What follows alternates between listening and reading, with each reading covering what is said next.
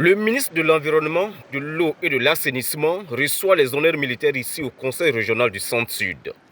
Roger Barrot est dans la cité de l'Épervier ce lundi 13 novembre 2023 pour procéder au lancement officiel du projet Grande Muraille Verte, reverdir le Sahel au Burkina Faso, Tontenga de l'ONG TrueAid. Ce projet de restauration des écosystèmes entend contribuer à l'initiative globale de la Grande Muraille Verte.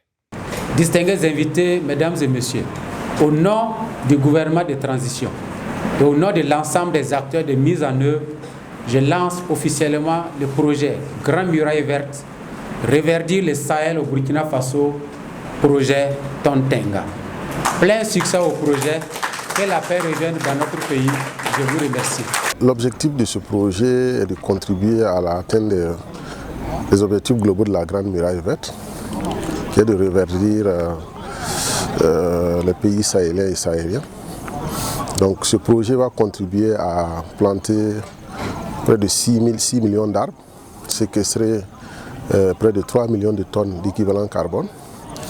Et donc contribuer également à lutter contre la pauvreté au profit des populations riveraines des massifs forestiers, des zones qui vont être récupérées et contribuer également à faire un peu de l'agroforesterie.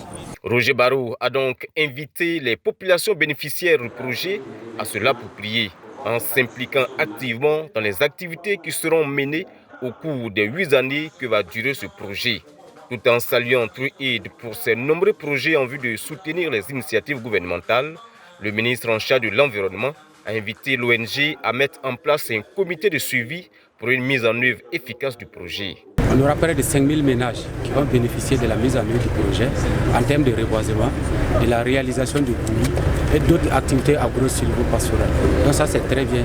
Et nous encourageons les bénéficiaires à faire sien toutes les initiatives qui vont rentrer dans la conduite de ce projet-là, pour que ce soit des résultats tangibles sur le terrain qu'on pourra venir vérifier après 8 ans. Ce n'est pas un projet naturel comme les autres qui se réalise en 2 ans et vous avez les résultats. C'est un projet de longue durée, c'est un projet où les résultats vont s'attendre à partir de la 8e année. Donc il faut être endurant. C'est l'occasion pour le gouvernement de remercier TrueAid pour cet important projet qui va contribuer, vous l'avez suivi avec nous, à séquestrer à terme près de 3 millions de tonnes de CO2. C'est très important. Ça rentre en ligne de compte des priorités du gouvernement, notamment notre contribution déterminée au niveau national, qui fait de nous l'un des pays qui respecte l'accord de Paris, à quelques jours de la 28e conférence des partis.